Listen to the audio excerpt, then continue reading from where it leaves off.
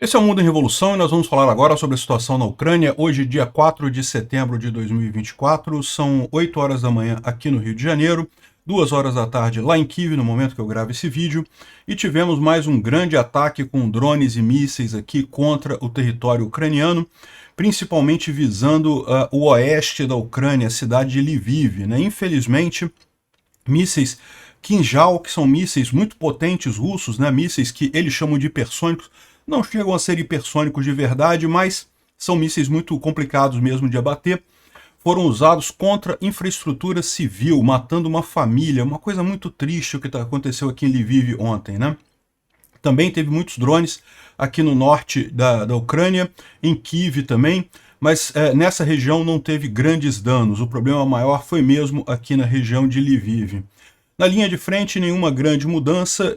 A gente tem a informação de que o incêndio aqui em Proletarsk finalmente acabou de vez, e os ucranianos teriam feito um ataque com drones marítimos aqui contra Sevastopol, mas os russos dizem que destruíram todos os drones aqui. No campo político-diplomático, uma grande mudança na Ucrânia, vários ministros foram substituídos. Hoje já foi aprovada pela Câmara, né, pela Verovna Rada, a troca de vários ministros do governo ucraniano.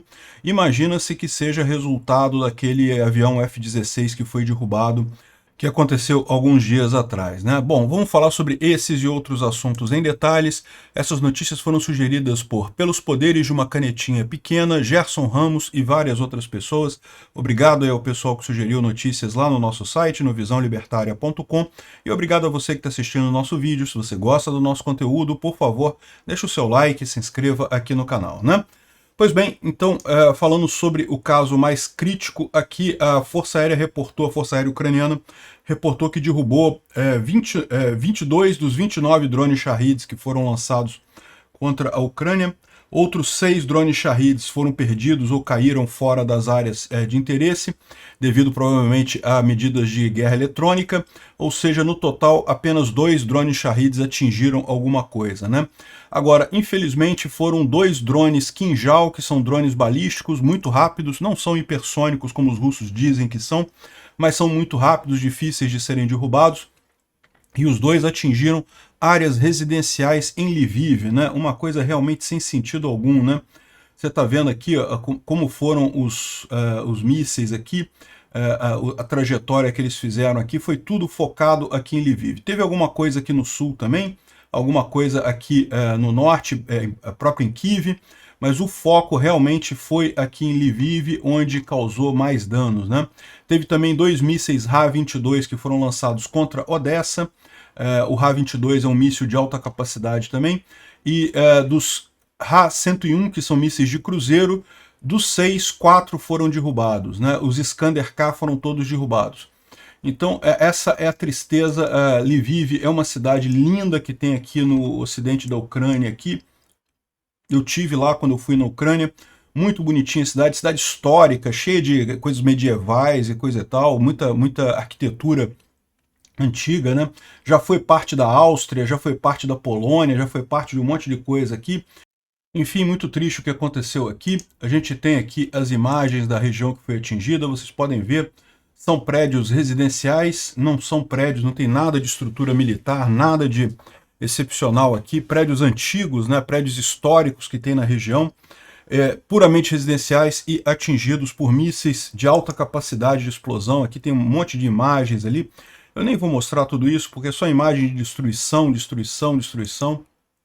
E a parte mais triste é justamente esse rapaz aqui, ó, esse senhor aqui, Yaroslav, de camisa azul aqui, que está sendo retirado dos escombros aqui. A família dele inteira foi morta, ele saiu com vida. A família dele inteira, mulher e 3 filhas foram mortas. Olha que coisa triste isso, né? A família linda dele e o cara agora sozinho. Puxa, muito chato isso. Que coisa, como deve ser doloroso isso. Virou uma comoção nacional esse tipo de coisa lá na Ucrânia, porque realmente é muito triste, né?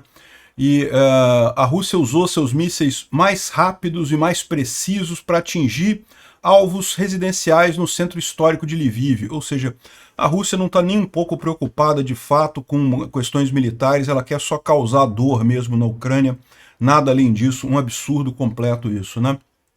Enfim, Enquanto isso, a Ucrânia continua proibida pelos seus, entre aspas, aliados de atacar os lançadores desses mísseis lá na Rússia, né? Realmente algo absurdo, completamente absurdo. Outra coisa que os russos fizeram também foi a técnica do double tap, né? Depois que fizeram o primeiro ataque, eles esperaram chegarem as equipes de socorro e atacaram de novo nos mesmos lugares para tentar destruir as pessoas da equipe de socorro lá em Kiev, né? Tanto aqui em Lviv quanto em Kiev. Em Lviv foi o pior lugar, tá? Em Kiev teve alguma coisa aqui, teve drones em vários locais aqui da Ucrânia, mas não teve nenhum grande problema nos outros locais, foi tudo derrubado. O grande problema foi mesmo em Lviv. Bom, falando sobre a linha de frente, um soldado russo critica fortemente os residentes de Kursk e Belgorod, dizendo que não apenas eles não apoiam os militares, mas acabam explorando os militares, aumentando o preço da comida e do aluguel de casa em cada oportunidade que tem e coisa e tal, para você ver realmente que absurdo que é lá na Rússia, né? O pessoal brigando, os soldados brigando com os civis da região, sendo que a gente já viu aqui várias imagens de soldados roubando, né? Lojas, roubando casa de pessoas lá nessas áreas ocupadas, soldados russos mesmo, tá? A Ucrânia nem chegou nas cidades ainda, os soldados russos já vão roubando as lojas, roubando as casas das pessoas ali. É realmente uma sociedade baseada em roubo, né? Bom, a gente tem algumas informações aqui. O Roma Alexin, deixa eu pegar a tradução aqui para vocês. Esses problemas precisam ser resolvidos urgentemente. Ele explica aqui, eu não vou ler tudo. Ele fala aqui que o problema é a comunicação. Os russos estão com problema de comunicação em Kursk, né? Estão tendo dificuldade de coordenar as coisas. A gente já falou sobre isso, né? De fato, os ucranianos têm essa vantagem de ter sistemas mais seguros de comunicação ali. Os russos tinham um projeto deles que já estava sendo desenvolvido há muitos anos para comunicação segura, mas virou um poço de corrupção e nada funciona. Quando começaram a usar na guerra, nada funciona. Se não tiver o bom e velho WhatsApp, lá no caso eles usam lá o Telegram, não conseguem fazer comunicação nenhuma, né? E aí ele fala aqui que a gente tem um projeto que pode resolver, não sei o que lá. Enfim, que a situação é muito crítica à questão de comunicação. A gente não pode ficar aqui, ó. Você não consegue vencer uma guerra se a sua comunicação está atrás da comunicação do inimigo, não por anos, mas por décadas, né? Ou seja, eles estão criticando muito essa situação aqui, né? E aqui o Antonin Radov fala aqui, bom, isso aqui é só um detalhe, mas é importante para confirmar que Malaya Loknia foi abandonada pelos russos, né? Ou seja, a situação, os ucranianos continuam avançando. A gente já sabia que Malaya Loknia estava nas mãos dos ucranianos já há alguns dias, mas agora a gente tem a confirmação aqui dos russos falando isso, né? E a coisa está ruim em Kursk, né? Nós estamos ficando, mas vamos manter o silêncio por agora. Isso mostra o problema que a gente tem falado, né? A gente tem, de fato, os avanços ucranianos aqui estão um pouco menores do que o normal, mas o ponto central é que a gente não tem informações daqui. Porque os ucranianos não falam, né, por conta de OPSEC, para não dar dica para os russos, e agora os russos, justamente por estarem perdendo terreno aqui, também estão calados, também não falam nada, e essa é a situação aqui em Kursk, né? Continuam os ucranianos usando aqueles drones para jogar termita, né? Jogar munição incendiária ali nas posições russas, ali na região. Espero que esteja resolvendo alguma coisa, a gente tem visto bastante disso recentemente. Na direção de Pokrovsk, o avanço russo continuou diminuindo agora com os reforços ucranianos ali na região, mas continuam as lutas nessa cidade aqui de Galatsynivka, justamente as posições alternando entre russos e ucranianos, ou seja, os russos avançam, os ucranianos retomam e por aí vai, né? Manter o controle desse vilarejo é crucial para manter as posições no local ali de Neveltsky, ou seja, a gente está falando dessa região aqui, ó. Galatsynivka é essa cidade aqui. Esse mapa aqui é sempre pessimista, né? Então tá mostrando ela já como tomada pelos russos, mas isso não é verdade. E também Nevelsk, tá? Nevelsk ainda tá com os ucranianos aqui. A questão toda é, como os russos estão avançando aqui por cima, né? Certamente os ucranianos têm que recuar daqui, senão vão ficar presos nesse pocket aqui, nesse caldeirão aqui, né? Então a luta está acontecendo aqui em Galatsynivka, justamente alternando entre russos e ucranianos. E se os ucranianos perderem aqui, vão ter que abandonar Nevelsk também para recuar para essa linha defensiva maior aqui de cidades, né? Mas por enquanto isso não está acontecendo, como a gente viu. Essa área estava perdendo muita força aí nos últimos dias, mas os ucranianos fizeram reforços aqui, trouxeram reforços. e aparentemente conseguiram parar os russos aqui nessa região, né? O Igor Strelkov, ou Igor Girkin, né, que é aquele criminoso de guerra que foi o cara que por trás da invasão da Crimeia em 2014, da invasão do Donbás e coisa e tal, e que agora está preso pelo Putin, disse que continua esperando uma ofensiva ucraniana na parte de baixo do Dnipro, né, ali na região ocupada temporariamente de Kherson, ou então na Crimeia, em setembro, não mais do que meio de outubro. Não posso ter 100% de certeza disso, mas eu considero a probabilidade dessa ofensiva muito alta, né? Ou seja, o que ele tá falando é que os ucranianos estão planejando, a gente sabe dessa ideia, se vai ser isso a gente não sabe, mas toda essa distração aqui no norte é justamente para fazer um ataque aqui pelo sul com um desembarque anfíbio na Crimeia, tentar pegar os russos desprevenidos por aqui, né? Ou na Crimeia, ou aqui nessa área da península de Kimburne aqui, nessa área temporariamente ocupada pelos russos aqui em Kherson, né? Falando sobre os mapas do Poulet-Volant, aqui na direção de Toretsk teve um pequeno avanço russo aqui em Druzhba, mas nada significativo e não mudou nada aqui. Aqui também na região de Nevelsk, repara como é que esse mapa está bem mais claro, né? Aqui Nevelsk ainda está com os ucranianos aqui, e Galicianivka é a cidade onde está havendo a briga, né? É a cidade mais importante nesse momento. Vamos torcer para os ucranianos não perderem ela, mas se perderem vão ter que recuar toda essa região aqui, todas essas tropas que estão nessa região vão ter que recuar para cá, né? Importante notar também que aqui nessa região aqui de Toretsk, né, desculpa, de Selidov e Pokrovsk, não teve avanço russo, ou seja, aparentemente, de fato, os ucranianos conseguiram pelo menos diminuir muito o ritmo dos russos aqui na região, né? Agora, outra região preocupante é aqui chegando em... bom, aqui não teve mudança nenhuma, em Marinka, Konstantinivka, mas o problema é mais aqui embaixo um pouquinho, que é na região, justamente aqui, ó, na região de Vuhledar, né? Como a gente falou ontem, aqui em Prechestivka, os russos avançaram por aqui ontem, e é preocupante isso, porque isso pode ser usado para eles para fazer um novo vetor de ataque aqui contra Vuhledar, e estão avançando também aqui em direção a Vodiane e a mina de carvão que tem aqui nessa região aqui, né? Ou seja, conseguiram tomar mais alguma coisa aqui.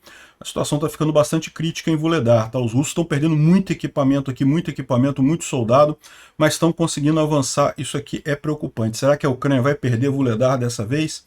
Vamos torcer para que não, que seja como das outras vezes. Já é a quarta ou quinta vez que os russos tentam tomar Vuhledar e não conseguem, né? O Instituto para o Estudo da Guerra fala aqui sobre os ataques que tiveram ontem na cidade de Poltava. A gente falou sobre isso já no vídeo de ontem. E né, não fala aqui sobre Lviv, porque isso aconteceu de ontem para hoje, então não tem informação aqui ainda, né?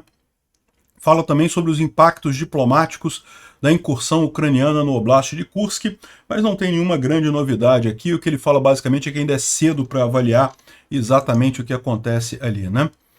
Bom, o Departamento de Defesa americano autorizou um monte de vendas de coisas militares, né? Vendeu um monte de coisa para a Noruega, para Israel, mais coisa para Israel, mais coisa para Israel. Também vendeu para a Alemanha um Patriot, lançadores de Patriot, Dinamarca, Itália, Canadá. Uma grande quantidade de equipamento militar foi liberado pelos ucranianos para vários países ali da Europa, até para a Índia, né? Eu estou sentindo falta da Ucrânia aqui, né? E nada sobrou para a Ucrânia, né? Pois é, esse é o problema da história, né? O que vai ser mandado para a Ucrânia nessa história toda aqui? Bom, os Estados Unidos estão prestes a enviar para a Ucrânia aqueles mísseis que a gente falou ontem, o JASSM, né? o JASM, e são mísseis de longo alcance, como a gente falou, é uma espécie de Storm Shadow aqui americano, né? Ou Taurus, na verdade, é uma boa coisa. A questão toda se for mandar isso para a Ucrânia sem poder atingir as bases russas, não sei se vai ter alguma vantagem de fato, né? Bom, o Kuleba, que é o ministro das Relações Exteriores ucraniana, fez uma reclamação quanto a isso, né? Ele disse que Poltava é mais uma razão pelas quais as entregas da defesa antiaérea para a Ucrânia devem ser aceleradas, né? Não vamos nos cansar de lembrar o Ocidente sobre isso. O que ele está falando é coisas desse tipo aqui, olha só. A Alemanha vai transferir mais 6 Iris-T para a Ucrânia, né? Na verdade, ela tem plano de transferir 12 Iris-T para a Ucrânia, 4 já foram enviados, 2 são esperados até o final do ano e outros 6 serão enviados a partir do ano que vem. Então esse é o problema. 12 IRIS-T, o IRIS-T é um sistema similar ao Patriot, tá? Então assim, é um sistema muito bom. 12 IRIS-T é excelente para a Ucrânia. A questão toda é o tempo, né? Ou seja, vai ser esse ano, vai ser só 6. Aí ano que vem que vai vir mais 6, né? E o Kuleba tem batido na tecla que a gente precisa acelerar isso daí, precisa ser mais rápido essas entregas, né?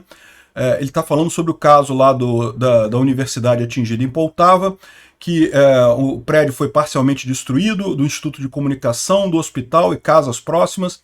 Então a informação que a gente tem é que o ataque foi mesmo numa instituição de treinamento militar, mas atingiu o hospital, atingiu um monte de coisa próxima ali, matou um monte de civil também, algo absurdo, né? 51 pessoas já foram confirmadas mortas ali e ainda estão no trabalho de remoção dos detritos ali. Isso foi falta de defesa antiaérea na região, né?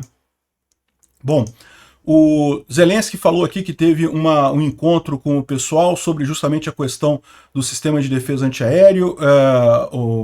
Nós estamos contando com o Patriot que a Romênia está preparando para nos providenciar, e falou de outros países também, ou seja, a preocupação ucraniana toda é essa. O pessoal prometeu um monte de sistema de defesa antiaéreo, mas cadê, né? Não chegam os sistemas de defesa antiaéreos. E aí o que acabou acontecendo foi que uma renúncia em massa no gabinete ucraniano, né? O Dmytro Kuleba, que é o ministro das Relações Exteriores, esse rapaz aqui, que está desde o início da guerra, tem feito um trabalho excelente na Ucrânia, ele pediu a renúncia. Isso aqui foi encaminhado para a Verovna Rada, que é a Câmara dos Deputados lá da Ucrânia, né? Então ele pediu a renúncia dele e junto com isso outros 5 ministros ucranianos renunciaram nessa grande reformulação do governo Zelensky, né? Vamos ver o que vai acontecer com isso daí. Alguma coisa aconteceu. Tem gente dizendo que é por conta das investigações da queda do F-16. Não sei se daria isso tudo. São 5 ministros, né? Pode ser alguma briga política interna, alguma coisa assim. É algo preocupante, evidentemente. Vamos aguardar para ver o que resulta disso daí, né? Bom, e o Putin está falando lá na Rússia que a Rússia está ganhando impulso na frente oriental, né? Ali em Pokrovsk, né? Notícia velha, o Putin está falando coisa errada, né? Estava ganhando realmente avanço alguns dias atrás, a gente noticiou isso daqui.